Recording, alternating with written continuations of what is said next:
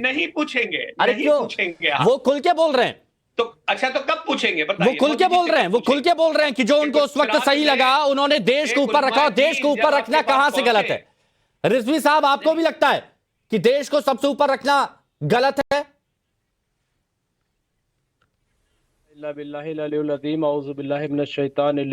बिस्मिल्लाहिर्रहमानिर्रहीम। ला इकराहा फिद्दीन, लकुम दीनकुम वले दीन। मैं दो आयतें यहाँ आपकी खिदमत में पेश कर रहा हूँ, हाँ। और इससे बिल्कुल वादे है कि इस दीन में कहीं कोई जबर नहीं है, नंबर एक। नंबर दो ये कि तुम्हारा दीन तुम्हारे साथ, हमारा दीन हमारे साथ। और उसके बाद फिर आती है यकजहती। मुझे लग रहा है कि जब खुद अल्लाह जो है वो मान रहा है कि दीन इस्लाम के अलावा और भी दीन है, अल्लाह खुद जो है उसने तमाम दीन को पैदा किया, और तो अगर कोई ये आपकी हिंदुस्तान थ्योरी है? जैसे मुल्क में, नहीं नहीं, मुझे लग रहा है कि एक चीज, ये जो लोग फतवा दे रहे हैं, मैं उनके लिए चार लाइन, किसी शायर ने कहा है कि शोर इस्लाम बचाओ का मचाते ही रहे, शोर इस्लाम बचाओ का मचाते ही रहे, सर किसी मुफ्ती आजम से कटाया न गया, एक शब्बीर ने लाखों से बचाया काबा, एक मस्जिद को करोड़ों से बचाया न गया। तो फतवा तो उनके खिलाफ देना चाहिए ना, वो क्यों चुप थे जब फैसला आया? फिर हाँ, फिर जफर फारूकी जो उत्तर प्रदेश वक्फ बोर्ड के हैं, जो चेयरमैन, अभी सामने बात आ गई कि उन्होंने तो कह दिया था कि हाँ ठीक है, ये हम देते हैं जगह। तो ये तमाम चीजें सामने हैं, इसलिए मुझे लग रहा है कि जो लोग धमकी दे रहे हैं इमाम उमैर अहमद इलियासी साहब को, वो गलत कर रहे हैं, उन्हें धमकी नहीं देनी चाहिए। और फिर मोहन भागवत इनकी मस्जिद में आए थे, तो क्या वो मुसलमान हो गए? ये वहां चले गए तो क्या हिंदू हो गए? ये भाईचारे की बात है, नंबर एक।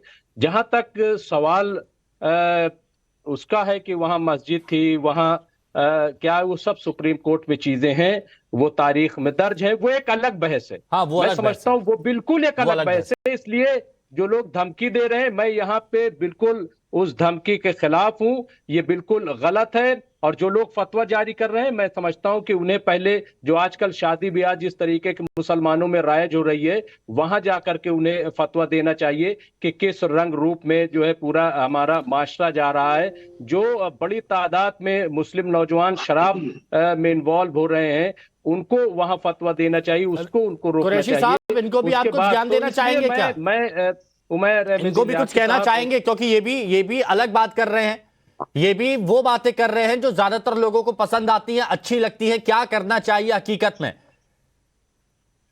देखिए, सबसे पहली बात तो जनाब जो है स्कॉलर्स, उन्होंने जो बात कही है वो दीन के एतबार से तो बिल्कुल बिल्कुल बेहतरीन बात कही है, उसमें कोई दो राय नहीं। लेकिन उन्होंने जो बोला, आपने जो उनकी बात सुनी, आपने सिर्फ वही सुनी जो आपको अच्छी अच्छी लगी, मानशू जी।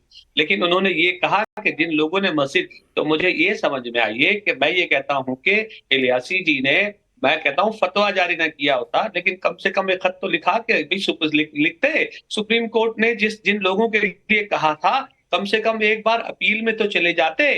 हम ये नहीं कह रहे कि आप वापस वहां पे नहीं कुछ और बना दीजिए, लेकिन जिन लोगों को गुनहगार आइडेंटिफाई कर दिया सुप्रीम कोर्ट ने कि हाँ मस्जिद ढाने वाले लोग गलत थे और गैर कानूनी तरीके से ढाई गई, तो मैं ये कहता हूं उसके बाद अपील में भी नहीं गए, तो क्या इलियासी जी जाएंगे कि एक बार कम से कम अपील में तो चले जाएं? नहीं जाएंगे। तो ये जो बातें हैं, तो जो इस्लामिक स्कॉलर हैं वो सही कह रहे हैं कि दिक्कत क्या है कि वो जो बात कह रहे हैं, धमकी दे रहे हैं, वो तो बिल्कुल गलत बात है, इस्लाम में उसकी जगह ही नहीं है। मैंने आपसे ये कहा कि मैं अपने गुनाह का हिसाब अल्लाह को दूंगा, इलियासी जी अपने गुनाह का हिसाब देंगे, और स्कॉलर जो है ये बात बोल दीजिए ना, जिस मुफ्ती ने यहाँ पर धमकी दी है, नंबर वायरल कर दिया। सोचिए, कश्मीर से फोन आ रहा है, धमकियां दी जा रही है, कहां कहां से।